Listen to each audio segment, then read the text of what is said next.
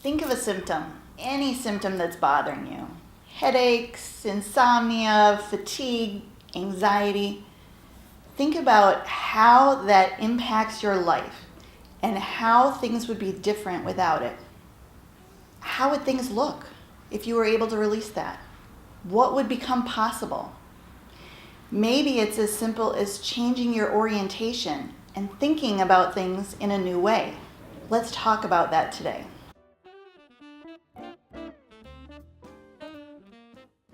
I was born to heal. I grew up as a small child knowing that I wanted to help people be healthy and well. I just wanted to help people. I was a good student and a hard worker, so going to medical school came very naturally. And I worked hard. I wanted to study and learn, not just because I was a perfectionist, but because I really wanted to help people. Even once I was in practice, I read about my patients' conditions for hours in the evenings at night. I'd call the ICU at 3 a.m. with new orders and new ideas on how to make people healthy and well. And that dedication or service got me 3 board certifications and on the best doctors list, but it also came with a frustration too. There were some questions that just couldn't be answered. There were some problems that I wasn't able to solve. For example, why would a room full of people be exposed to an illness and yet only some of them get sick? Or why did anxiety run in certain families? Or why was it there that were some people that were just so incredibly tired? I can't even tell you how many 40-something-year-old women came into my office feeling tired, exhausted, desperate to be healthy and well. As a new doctor, I would check their thyroid, make sure they weren't anemic, check for vitamin D deficiency, evaluate them for allergies, sleep disorders, and at the end, when it was all normal, they would leave my office still feeling tired. That was really hard for me. I was in this to make people healthy and well. A few years ago, I experienced that medical ambiguity firsthand myself. I started experiencing a number of health inconveniences. First came arms that fell asleep while I was sleeping, waking me up all night long. I tried a new pillow. I had my neck evaluated. I tried changing sleep positions. Nothing. I also woke up to go to the bathroom in the middle of the night all the time, which I thought was normal for someone in their 40s with 5 kids. I decided I needed to start exercising. Those efforts resulted in a number of injuries, and with those came physical therapy. I joke with my patients now that the great thing about having a doctor in their 40s is I've experienced most of the injuries that they have. But there came a point in time when things changed. I developed thoracic outlet syndrome, a condition where the nerves going from my left neck to my left arm were being pinched between my collarbone and my first rib. It was excruciatingly painful. I had really limited use of my left arm. I saw the top-notch specialists. They did test upon test, and the leading theory was that I had down-sloping shoulders as a result of short first ribs, and that was causing the pinching. I did everything that was offered. IV steroids, occupational therapy. I even had this crazy sling that I had to wear under my clothes. I was desperate to be well. I understood the crankiness that came from chronic pain and chronic illness. I struggled with the not knowing of if or when things were going to get better. I went for my first massage at the age of 40, previously thinking the massage was just fluffy self-care for those who had nothing else to spend their money on. It hurt terribly as the trigger points were released, yet I felt relief after, and I went back. At one point, the massage therapist said, rounding forward of your shoulder in Eastern philosophy means that you're trying to protect your heart. My doctor ears perked up because I knew that rounding my shoulder forward was causing part of the problem. But even more so, there was truth in his words. It was then that I started exploring the effects of trauma on the body and learning all of the various modalities. First, I used what I learned on myself. I haven't had an injury in years. Then came family, friends, neighbors, then clients, and now it is natural for me to want to share what I know with you. As human beings, we are blessed with mind, body, and spirit. The mind, of course, contains our thoughts, our logical, rational thinking. It also frequently contains false beliefs, imprinted from long, long ago, things that we've grown up believing to be true. The body, for many, is seen as just a vehicle to sort of transport the mind or the head. Others see it as a complete nuisance that's giving them physical or emotional pain. I see the body as an important aspect of our whole.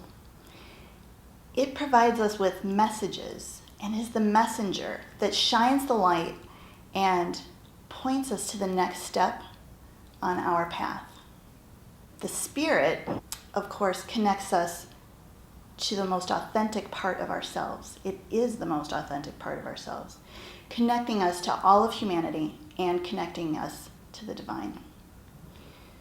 Through spirit, we can access inner wisdom, inner guidance and knowing, and our intuition.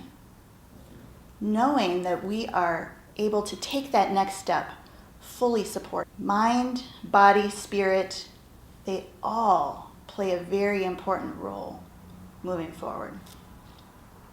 Modern life in American culture values doing through distraction and bulldog determination.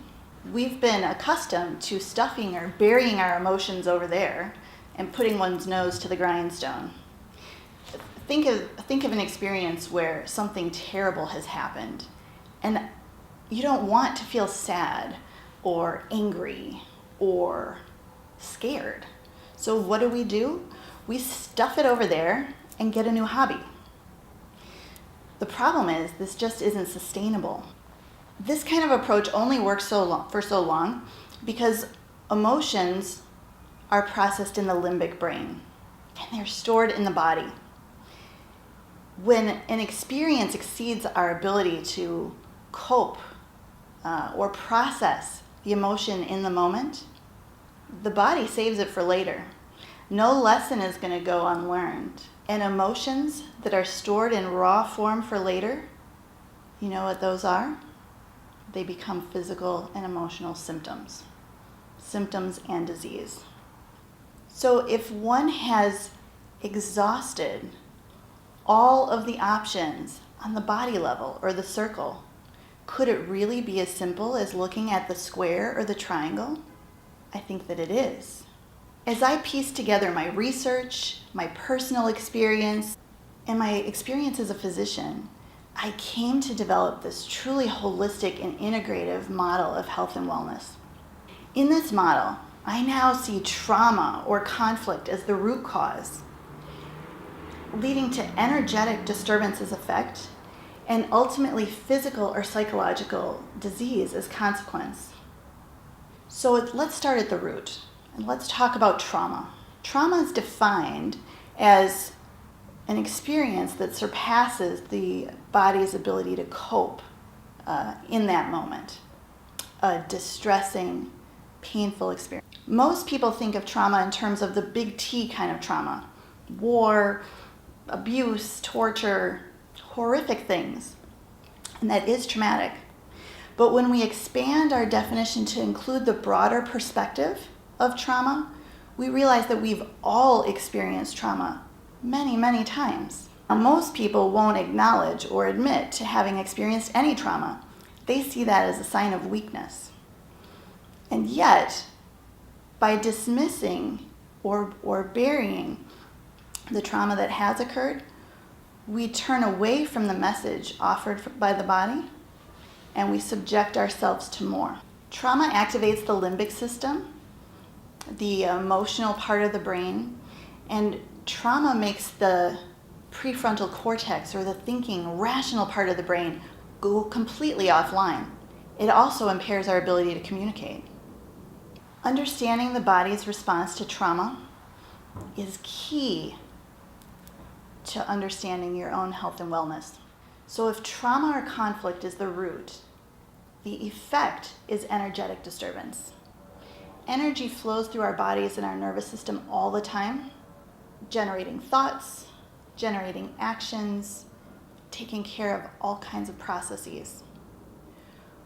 When trauma disrupts that energetic matrix, sluggishness and stagnation and excess activity can occur, really wreaking havoc with the energetic system. The effect of that becomes physical or psychological consequences. Western medicine works great on that end of the spectrum. Once there's a diagnosable disease, it has little to offer for those that are in the root cause or the effect part of that continuum. I actually see physical symptoms now as a gift.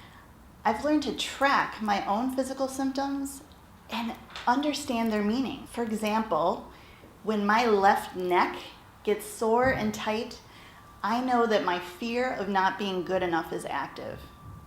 As soon as I look at where that might be showing up in my external world, and I lock on to where I'm feeling that way and shift that pattern, the pain goes away instantly. I had a similar issue with skin breakouts. My skin breaks out when my boundaries are violated. As soon as I look at the situation and figure out where my boundaries were violated and what role I played in allowing that to happen, my skin clears up. So symptoms are messages from the body. We have the choice whether or not we receive the message, digest it, and move on, or whether we allow it to continue. And for those who are plagued with lots of symptoms, eventually the body screams louder until its message is heard. Each time the body screams and we don't listen, it gets the message that it's not important, that it's not valued, that it's not heard. And it will take that message further and further until we hear it. Shifting this paradigm will shift your health. In this culture, we like to micromanage everything, particularly related to our health and wellness. We have a headache, so we take a pain reliever. We have heartburn, so we take an antacid. We are tired, so we drink caffeine. We can't sleep, so we take a sleep aid. Instead, what I would encourage you to do is to go back and look at the root cause. Think of it this way. If you had a tree, you wouldn't run around treating individual leaves, right? That would be crazy. Of course not. You would go to the roots and treat the root, and all of the leaves would transform. That's what I'm encouraging you to do. Stop looking for the miracle cure to make you well. Stop looking to micromanage individual details, and instead go to the root and transform your whole health and wellness. Mind, body, spirit integration truly requires connecting deeply to yourself. I encourage you to look at all aspects of the whole, mind, body, spirit, and connecting to yourself and creating ultimate health and wellness.